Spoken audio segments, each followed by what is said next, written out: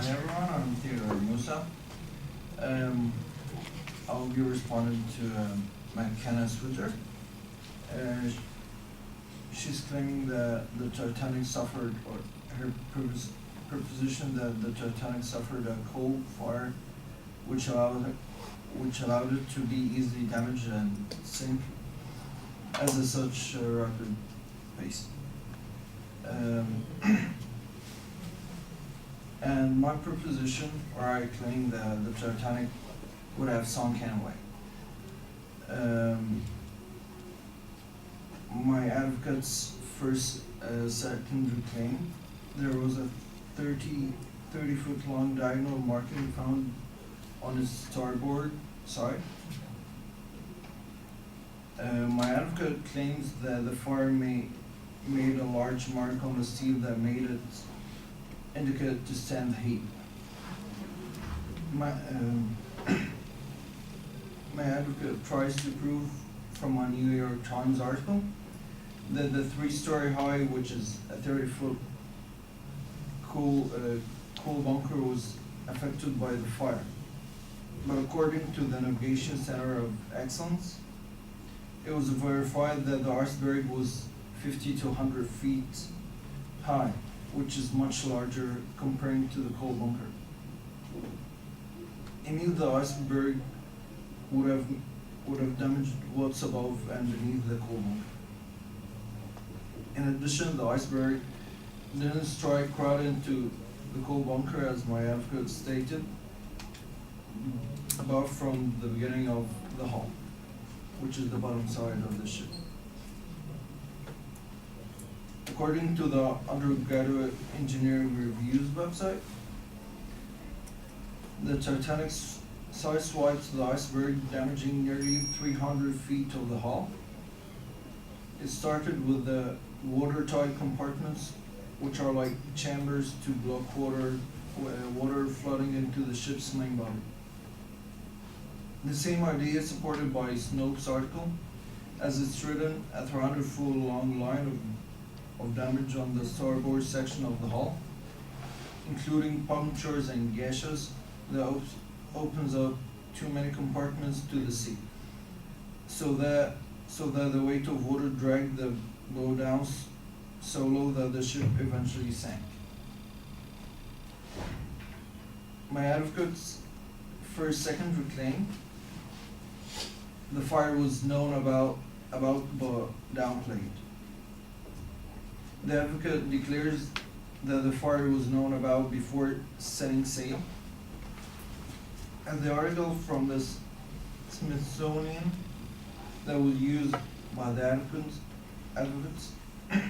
advocate mentions a fire may have accelerated this, but in my view, the Titanic would have sunk anyway, stated by Dave Hull, a former owner secretary of the British Titanic Society.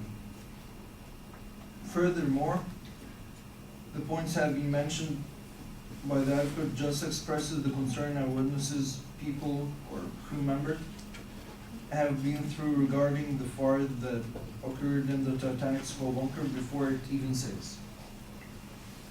However, these points had nothing to do with sinking the ship as long as it didn't harm it visibly, externally or internally, except that it just made a mark on the starboard side, which still didn't affect the ship, as referring to the previous secondary claim. My advocate's third secondary claim, the fire made the Titanic's steam more vulnerable to damage. What's been attempted to be proven in the third secondary claim by the advocate is that the starboard steel,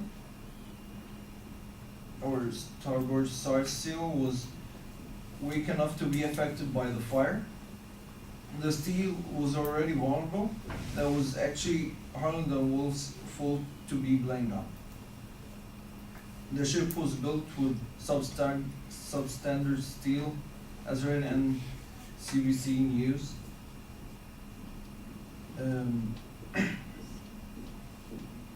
It's written in the secondary secondary point about a research done, or secondary claim, about research done by Purdue University, providing the vulnerability of the seal was due to overheating the steel that made it lose its stiffness. But the BBC article mentions as well that the steel contained high levels of sulfur that was customary for ship construction at the time. It made the metal more brittle, especially in the icy water of the North Atlantic, according to laboratory tests in the 1990s. In conclusion, the coal fire didn't even help with the sinking of the Titanic due to the impact of the iceberg that damaged the hull and the pile of steel used for the entire ship that caused it to sink easily. Thank you.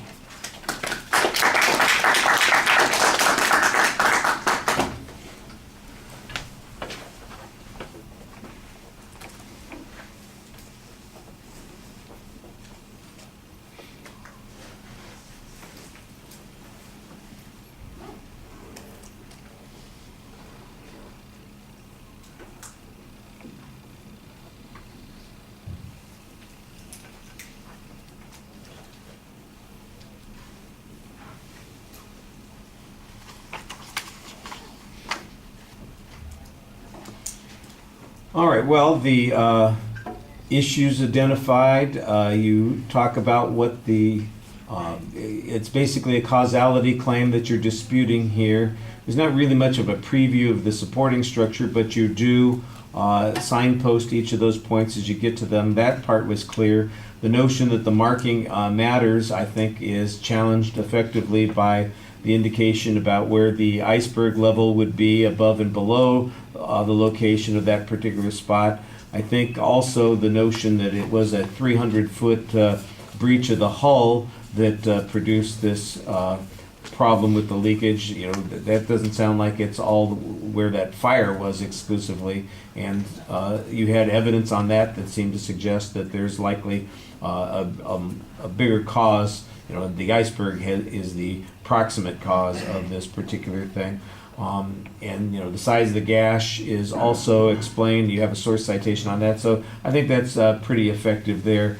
You do have a quote on the second point that suggests that the boat would have sunk anyway, and I think that that's probably the best answer on this particular point.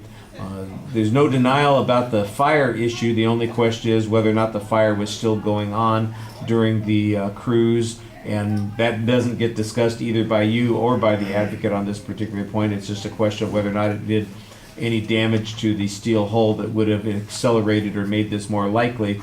And on your first point, since it seems like the iceberg was above and below the spot where the coal fire would have damaged the hull, that seems like it minimizes that argument to some degree. And you said that there's an absence of visible harm on the exterior or the interior. That I think you could have used. It sounded like you are basing this on something that you read, but I didn't really hear a source citation on that. So if it is a source that says that there wasn't any visible damage on the exterior or the interior of the ship, that would be helpful to have, and you should cite that more specifically. And then the final point really is the argument that the whole advocate's premise is based on, that it increased the vulnerability because there's some problem with the steel. And it was not clear to me what your argument was about the steel. It sounded at one point like you're saying, well, all the steel that people used in those days was crappy, and it was the cold water that made it more brittle, not the fire itself that made it more brittle. So I guess that's the answer on that, and that's a different causality point that you're presenting there, and I thought that was reasonably effective. Okay, thank you.